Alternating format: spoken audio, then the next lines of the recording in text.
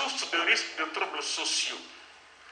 Les Guinéennes et Guinéens, en votant massivement dans le calme et la sérénité, avec un taux de participation de 68,43%, ont déjoué tous les scénarios imaginés.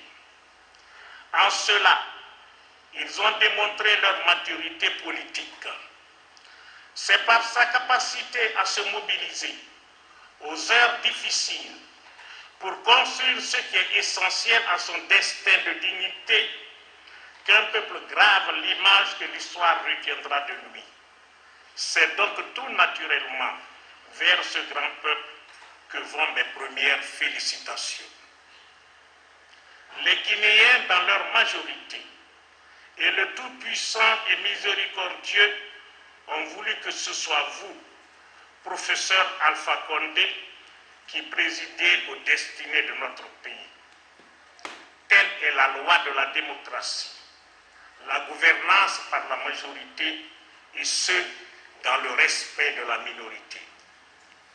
Monsieur le Président de la République, dernier terme de la gloire humaine, la fonction de président de la République est caractérisée par la brutale coexistence entre notoriété et suggestion.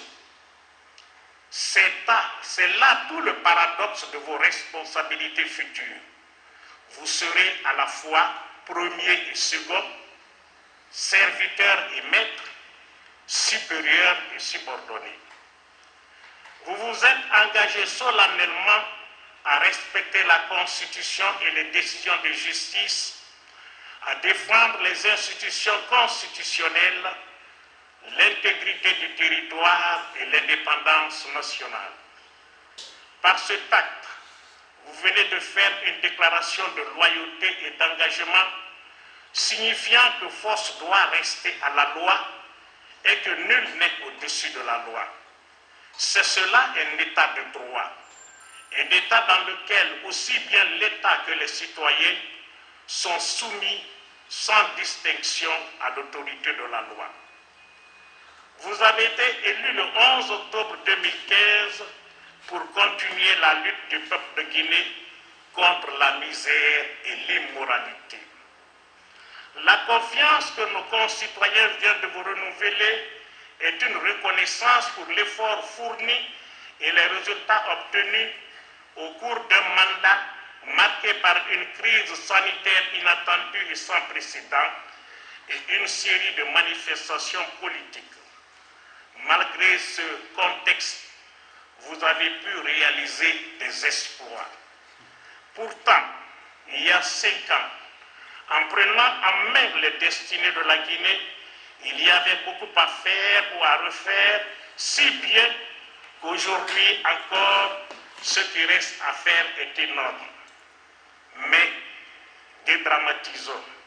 Pour vous reprendre, si vous avez devant vous une montagne à franchir, il faut un jour commencer à grimper. Vous n'atteindrez pas tout de suite le sommet, mais au moins auriez-vous fait un premier pas. Votre premier mandat a été le premier pas et il n'y a que le premier pas qui coûte. Monsieur le Président de la République, votre jugement de vos dévanciers est sévère et sans appel et peut se résumer en cette question. Qu'ont fait nos dirigeants de ce fabuleux potentiel que Dieu a donné à la Guinée? Seule l'histoire détaillante et analysante donnera la réponse à cette question.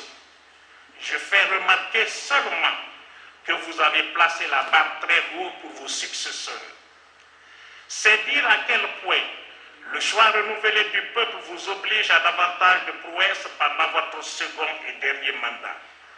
Ce mandat s'annonce très difficile pour vous car, après avoir réalisé des exploits inattendus, le peuple croit que vous pouvez et que vous devez solutionner tous ces maux. À cet instant précis, je ne doute point que l'un de vos soucis est de laisser l'image positive d'un homme d'État visionnaire, talentueux et bâtisseur de la Guinée moderne. Vous êtes déjà rentré dans l'histoire pour avoir amorcé avec succès le défi de l'électrification de la Guinée par la construction du barrage de Caleta.